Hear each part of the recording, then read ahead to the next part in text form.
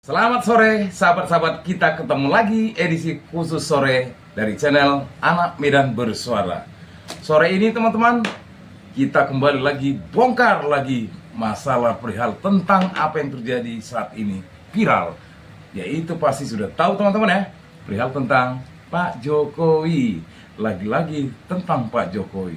Memang gak ada habis-habisnya. Bahkan kalau dibuat konten, wow, 1 bulan mungkin kita nggak bisa tidur teman-teman. Tapi baiklah, satu persatu kita bahas ya teman-teman ya. Artinya kita pilih mana yang akan kita upload.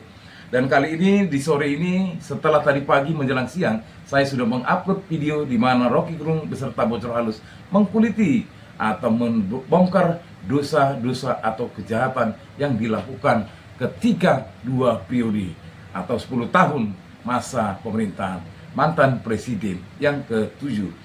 Sore ini teman-teman, ketika ada berita yang masuk dari channelnya Bung Repli Harun, ketika ada konferensi pers dari pengacara-pengacara para, ya pasti sudah tahu ya, para tim pemburu fakta kebenaran ijazah Pak Jokowi.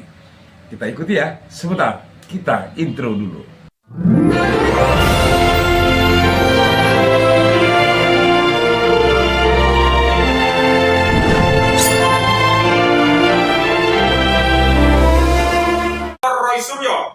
Rismon Hasio Lansianipa, Rizal Fadila Esa, Dr. Tifawuzia Tiasuma, Kurnia Tri Royani, dan Profesor Egy Sujana SHMSI dilaporkan oleh Saudara Joko Widodo ke Polda Metro Jaya tanggal 30 April 2025. Bareskrim tiba-tiba bergerak cepat memproses aduan masyarakat tentang ijazah palsu Jokowi dan menyebut sudah 90% melakukan penyelidikan yang akan dituntaskan melalui tes laboratorium forensik terhadap ijazah Jokowi.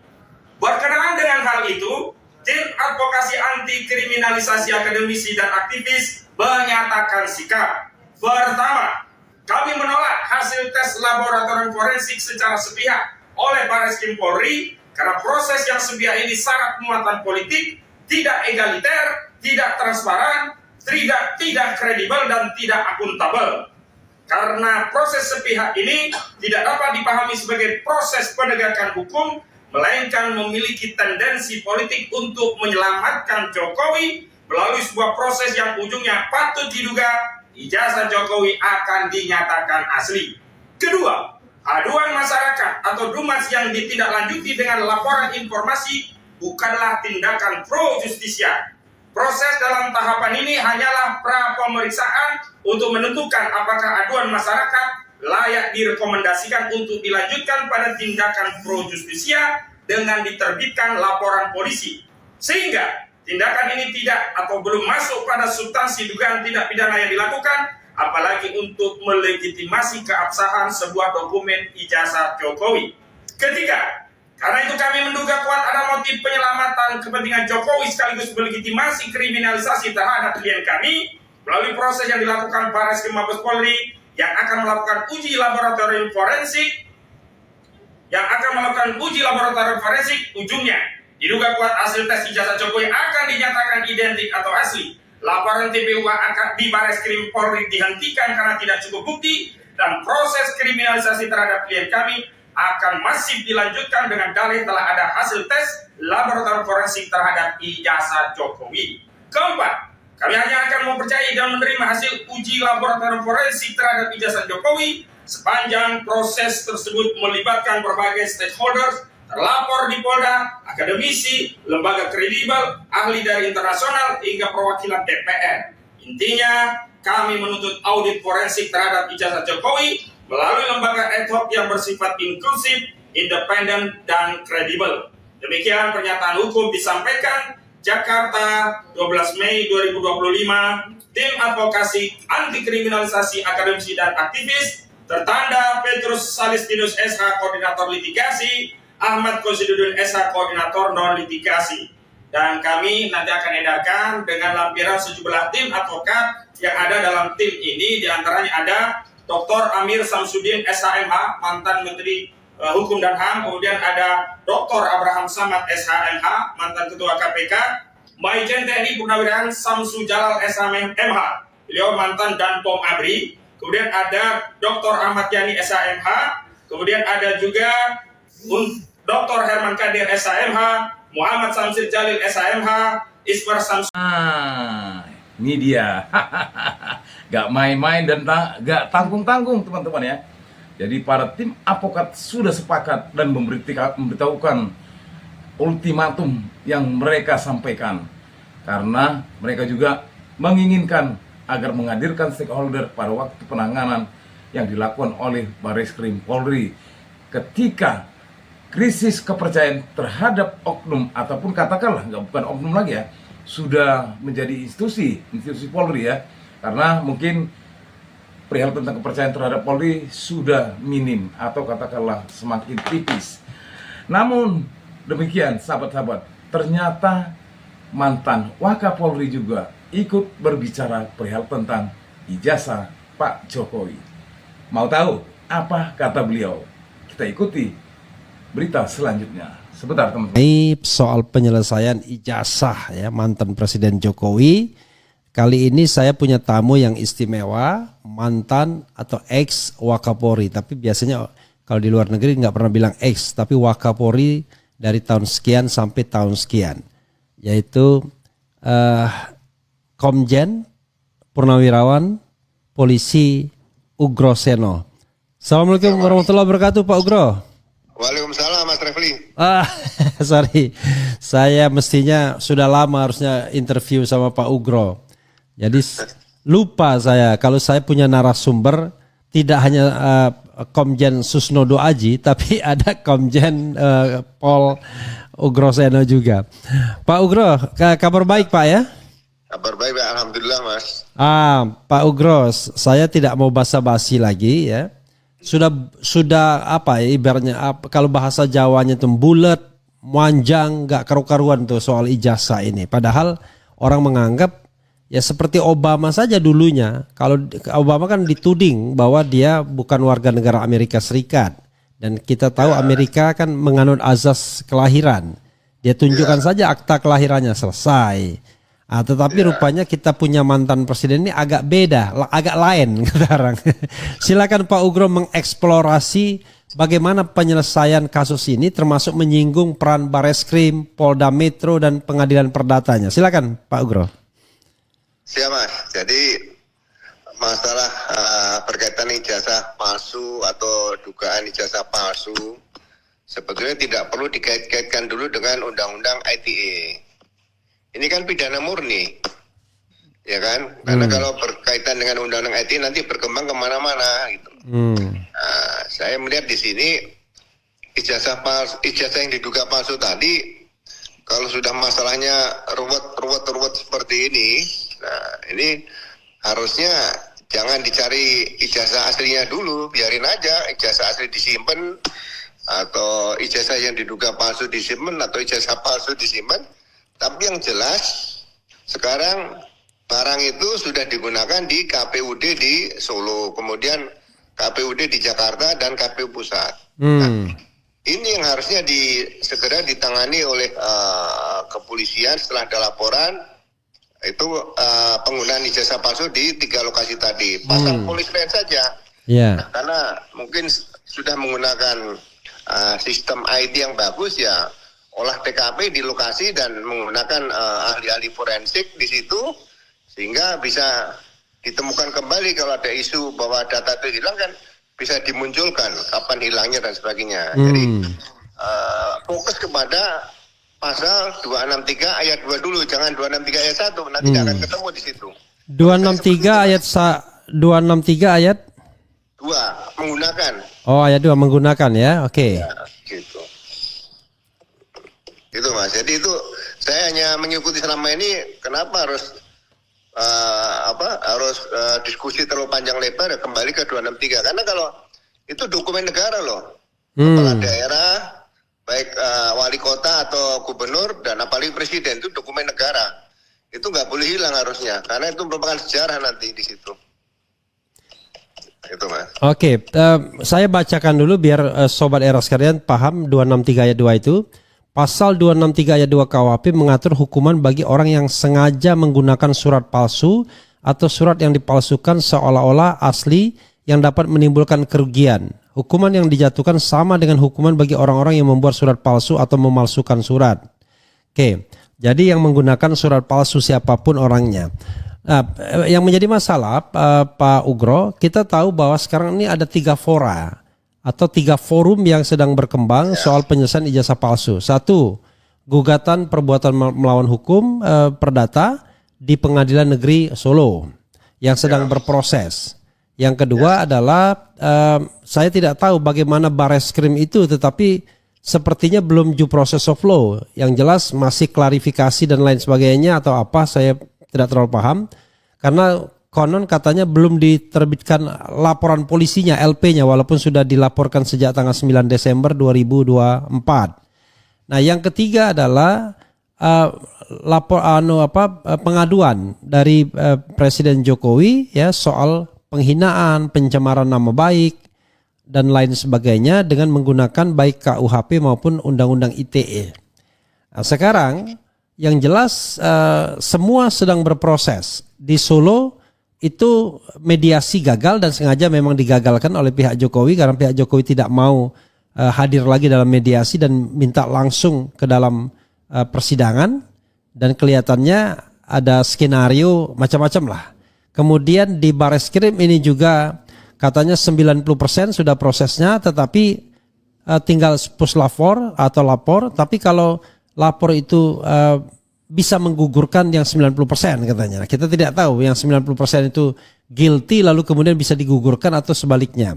Nah, sekarang berproses juga laporan pencemaran nama baik atau bahkan pelanggaran Undang-Undang ITE, sudah memanggil saksi-saksi untuk diklarifikasi.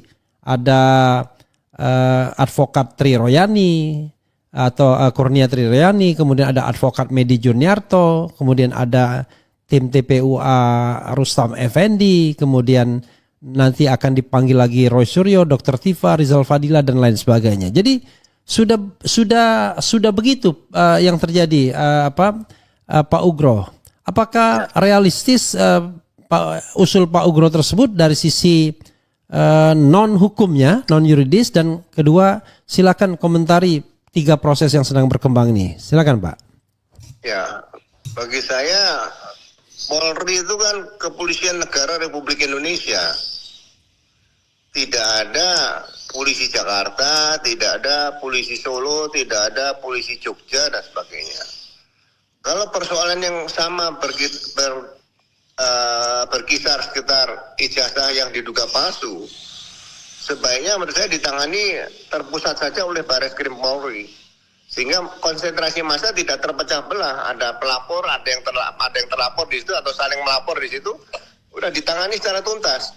Jadi kembalikan polisi sebagai aparat negara yang memang bertindak tidak memihak dan tidak menimbulkan keresahan di dalam masyarakat seperti itu, Mas Refli. Jadi sayang kalau ini nanti jadikan objek-objek politik oleh orang-orang yang tidak bertanggung jawab, sehingga ini akan membingungkan masyarakat. Seperti contoh dikatakan misalnya, kalau ijazah palsu ini juga palsu ini tidak digunakan, ya sebenarnya tidak ada masalah, disimpan sendiri kan, membuat duplikasi sendiri ijazah supaya nanti mau dipasang di rumah tapi tidak digunakan, mungkin tidak ada masalah. Tapi kalau sudah digunakan, apalagi digunakan untuk calon kepala daerah atau kepala negara, ini yang mungkin harusnya dibuktikan polisi tidak memihak kemanapun, ya kan. Sebagai contoh dulu kasus Bulogit zaman Gus Dur, polisi zaman Kapolri Pak Bimantoro ya datang ke istana mendengar keterangan Gus Dur sebagai saksi. Di situ gak ada masalah. Jadi kalau misalnya Pak Jokowi kan sekarang sudah tidak presiden, ya kan, ya dipanggil saja Pak Jokowi ke Mabes Polri, nggak usah datang ke Polda kayak seperti kemarin, terus dengar keterangan di situ boleh. Kalau misalnya memang minta diperiksa di kediaman, ya kan ada penasihat hukum dan sebagainya. Mungkin ini juga bisa dilakukan oleh kepolisian tanpa harus merasakan, ini kan masih dalam taraf pemeriksaan saksi nih, sebagai saksi. Yeah. Nah, kalau sudah tersangka harus di kantor polisi seperti itu. Iya, ide untuk menarik kasus ini ke Bareskrim karena tadi seperti Pak Ugro mengatakan Mabes Polri pernah disuarakan juga oleh kalangan civil society ya, yang saya dengar dari Munarman misalnya.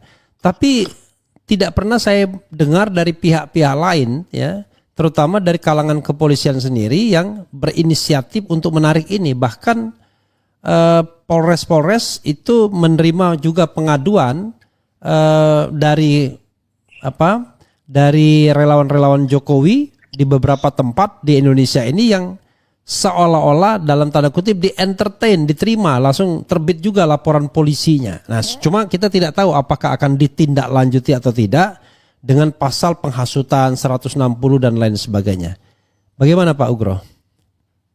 Iya, ini nanti kan akan mengakibatkan penegakan hukum berbiaya tinggi.